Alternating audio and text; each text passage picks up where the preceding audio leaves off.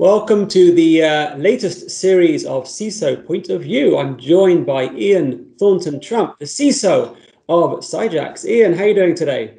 I'm doing great. Thank you so much for bringing me on to your show. Thank you for joining us. I know you're a busy guy. We spoke earlier today. You have your hands full, that's for sure.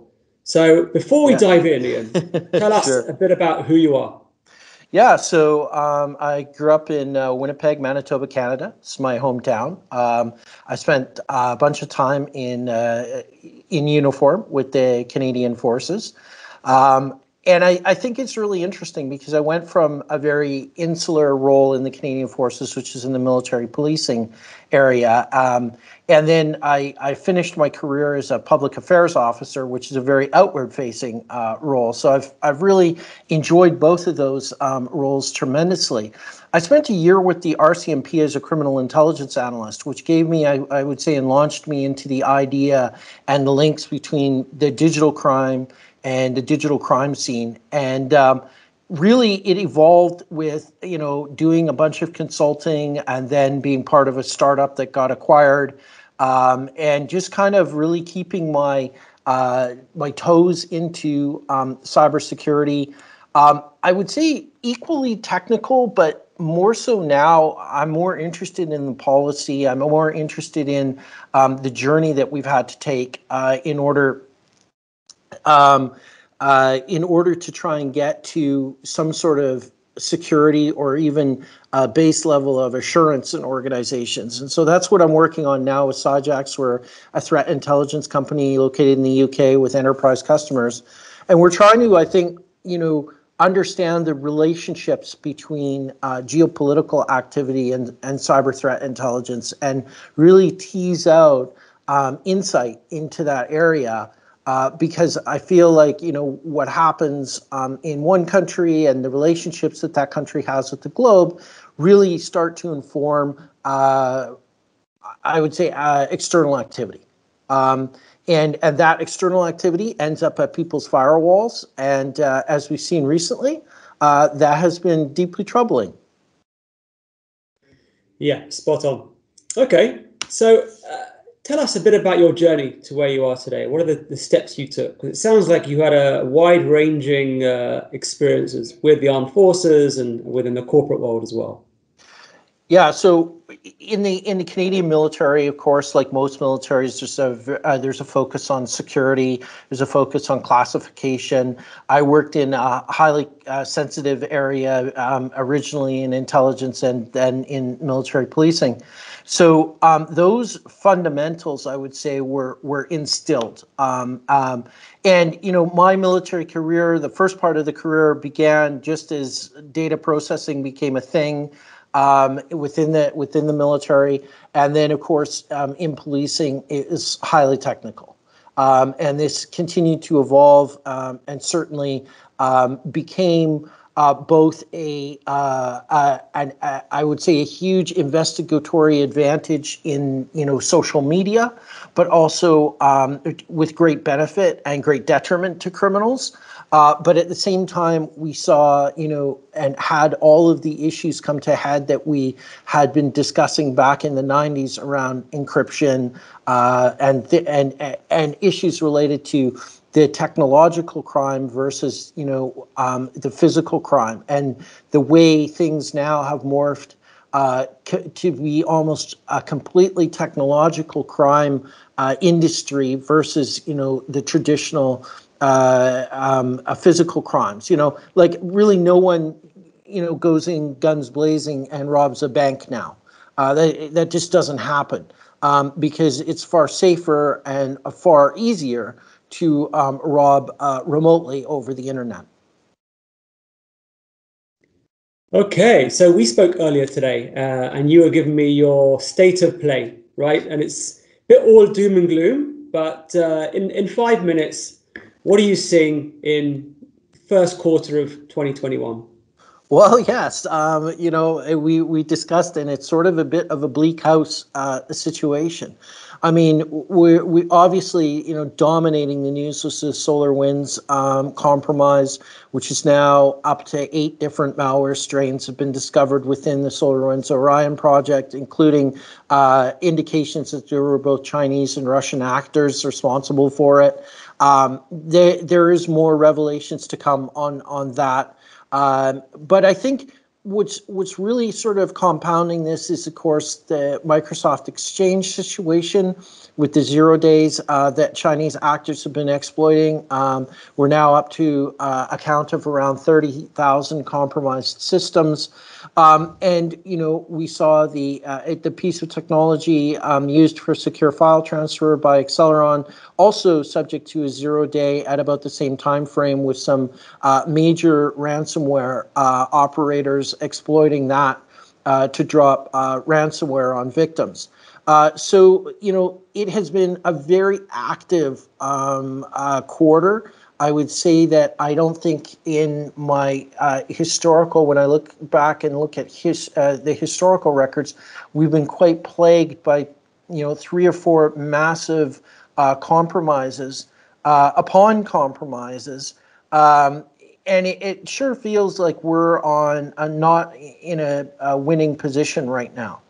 And I hope that when we look back on the late stages of 2020 with McAfee's report suggesting that we're faced with a $1 trillion in cybercrime bill, up from 600 billion in 2018, that governments and policymakers and perhaps even international bodies start to take this far more seriously than it has been taken, and that the right investments are made. And I recently made a public statement around the $10 billion that the Biden administration had suggested that they were going to invest in cybersecurity. And I think that needs to be equally matched by Western nations and Europe in terms of a commitment, because it sure feels like right now that the bad guys and protagonist nation states have the advantage.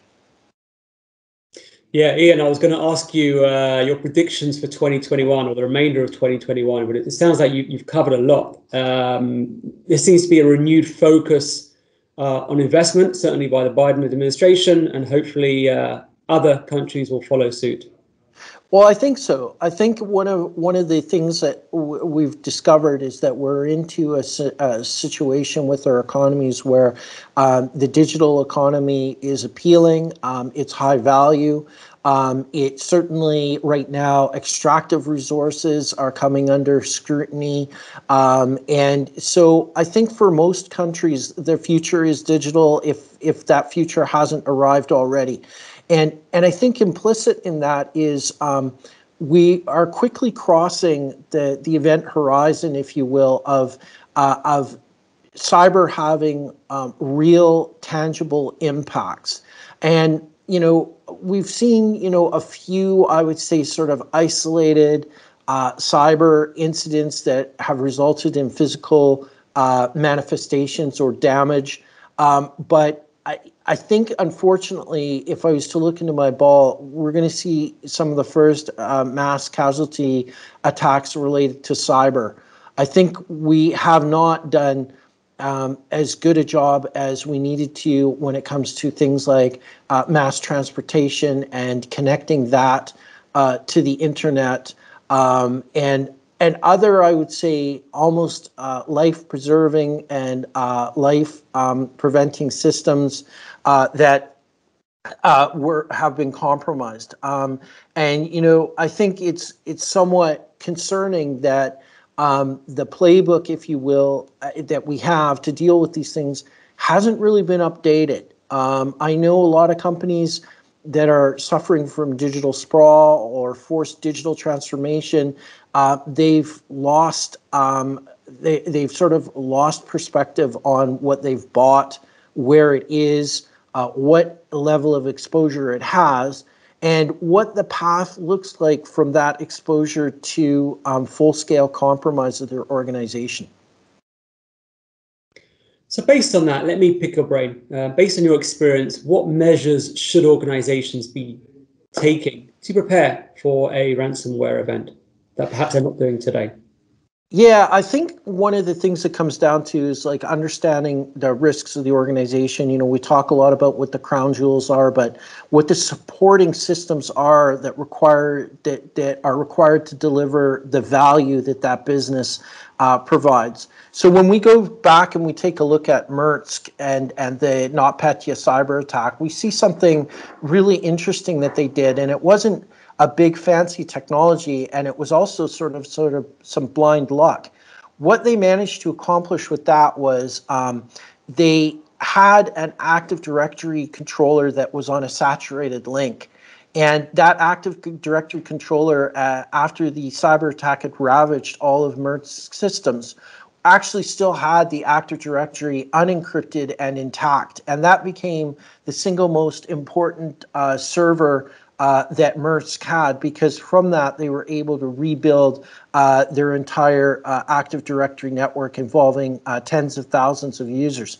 So interestingly enough, it's really so simple. It's create a second Active Directory controller, bring it online, let it replicate, then turn it off, and keep a Active Directory controller that's 24 or 72 hours out of date from your organization, so you can bring back at least the logins and user information. And of course, in modern systems, that's directly attached to the email system. So there's a lot of resiliency in that. But the underlying problem of this is, the surviving a ransomware attack, a cyber attack, is easy to do if it misses you completely. And I think this is one of the areas where folks have been looking at technology deployment as being the solution, when the problem is really the unsexy vulnerability management piece that needs to be carried out.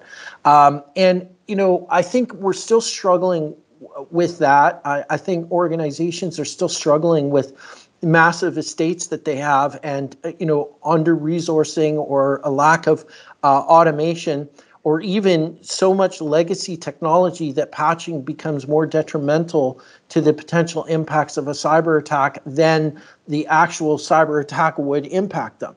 And I think one of the other areas that we really need to look at is, especially now that ransomware attacks are combined with a massive data exfiltration, is we need to look at segmentation a lot more and do a better job of segmenting off our crown jewels, and then also really isolating those servers from the exfiltration being able to take place in the first place. In a lot of cases that I've seen where the data has been exfiltrated, there's been minimal firewalling to prevent, all of your data, for instance, leaving for, an IP address that has never been connected to in Finland. There are so many outbound open any rules in networks these days that it makes it very easy for the attacks to take place. And so that's one of the key areas I think that we need to focus on, is the network segmentation and building in those safeguards to detect when something anomalous is going on in the network.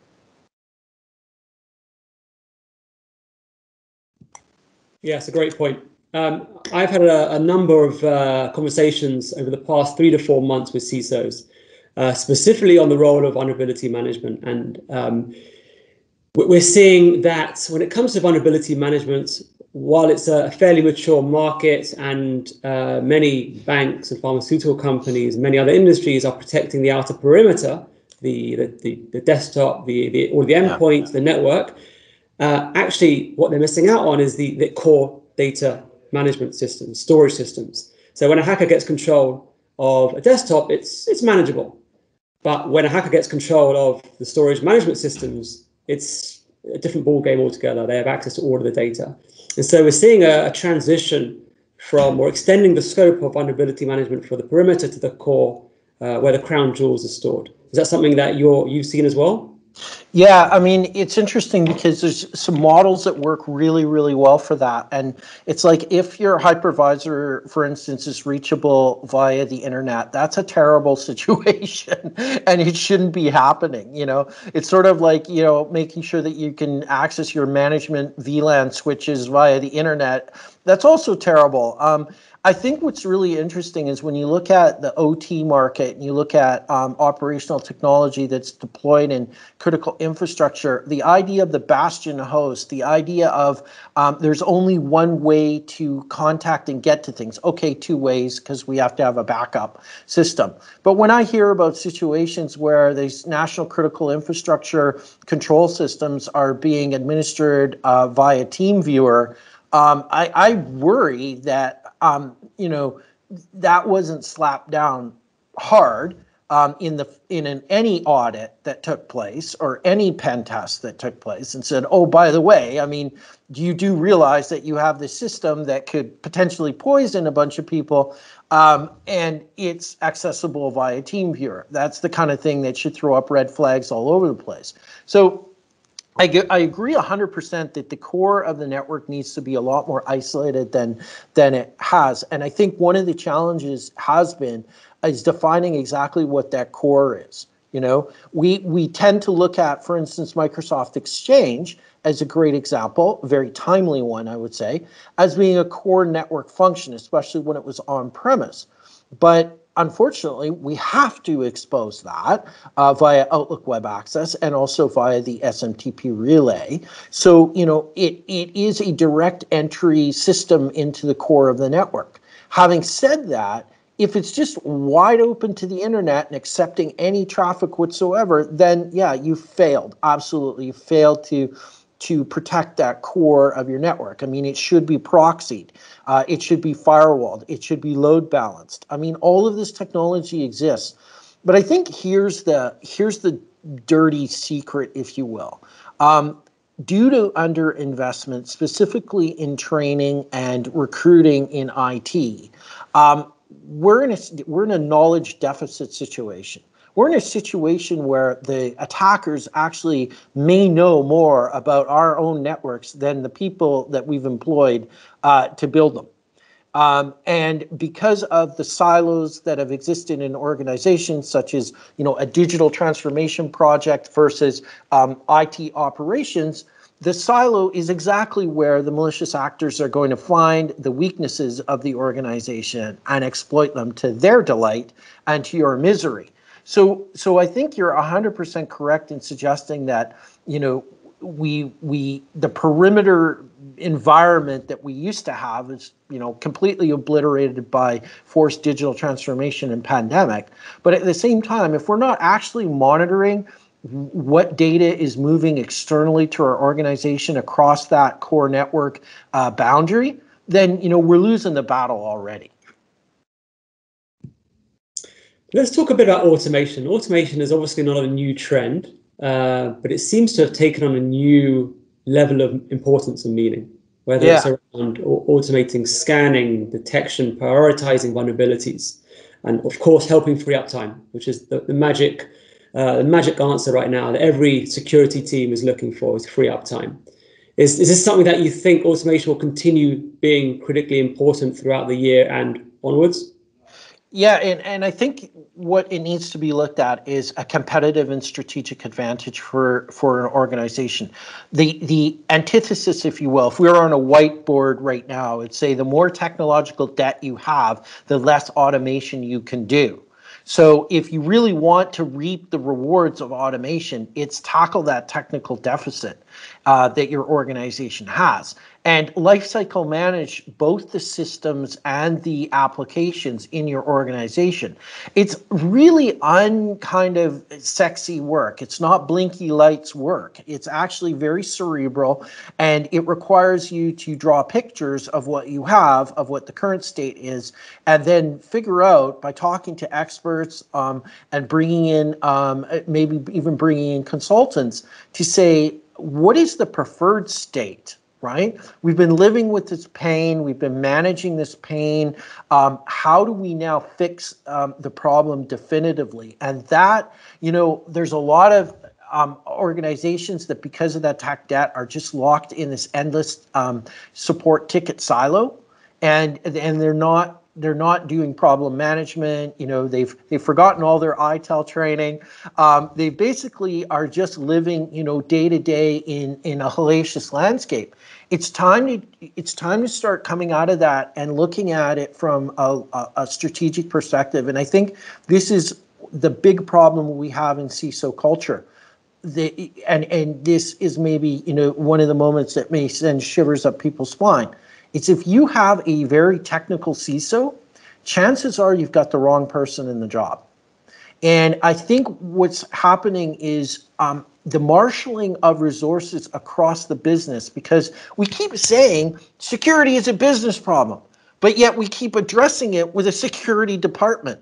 And I'm not saying get rid of the security department, but start hiring leaders rather than practitioners into these roles to marshal the organization and move it forward, and start inserting security requirements at the procurement and project stage and business analysis stage, rather than, finding out that you've just moved your organization, some of your applications to the cloud. And now you're like, well, how do we log this? How do we ensure that it's compliant? Did somebody even talk to risk management about data retention in the cloud versus what we had on our platters in the data center? So all of a sudden, if security doesn't get in front of the business, they will be left behind. And I think that's what we're seeing. Organizations that are embracing the concept of agility across the business are by their very nature need to engage across the business in order to make sure everybody's going in the same direction. And I see, if there are 3 doors to get into the security department, and they've isolated themselves off from the business, short that company's stock. Is all I'm going to say, because bad things are going to happen to them. And this is because they're not in touch. I don't care, what technology you deployed. I don't care if you're watching every single packet on your network. Half of your network you probably haven't even been told about, because it's now in some cloud provider and is being paid for on somebody's credit card from the marketing department. So, again, we're in this situation where the piling up of a lot of bad practices, poor practices, a lack of knowledge, a lack of leadership is now coming home to roost. And I think we need to get in front of that freight train before it runs over us. So that's a great segue from technology into strategy. On that topic, what do CISOs need to do to get a bigger seat at the table? What do they need to do to secure boardroom investment or senior exec investment? Yeah, so it's really simple. Provide business value, okay? So this is about be indispensable, be a facilitator and conciliatory, and try and insert yourself in a positive way in the existing fights between accounting, marketing, and sales that exist in almost every single business. Be cognizant and aware of the cycles of the business. The time to bother accounting is not at year end. The time to bother sales is not at month end. So if you're going to do vulnerability management, try to do it as least impactful to the business cycles as you can. Get in touch and tune in to what's going on. And most importantly, your friends at the table are project managers, procurement, and risk and governance. You need to bring these people in, and you need to spool up security awareness training for project managers, or the PMO's office, security awareness training for procurement. You will do more good and more blue team if you have those people on side as part of your vision, mission, and values of the organization, and align your security program to that, and be as transparent as possible and as invisible as possible with the technological controls. So be highly visible when it comes to, hey, we managed to detect that a bunch of phishing domains were set up that closely mimic our own customers or our own organization, we've proactively banned these and reported them as malicious. Please be on the lookout for phishing attacks in the organization. Tangible evidence of you contributing to the security and safety of the organization. If you make that visionary step within your organization, you'll be cherished and valued. If you try to remove yourself from those business cycles and try to move your agenda forward with no political allies, you will soon find yourself moving around organizations. And sometimes you may actually be more of a problem than a solution for those organizations if you're out of touch with what the senior leadership expectations are. Ian, fantastic advice. Really great practical advice for CISOs around the world. Ian, thank you so much for joining us. Not a problem. It's my pleasure.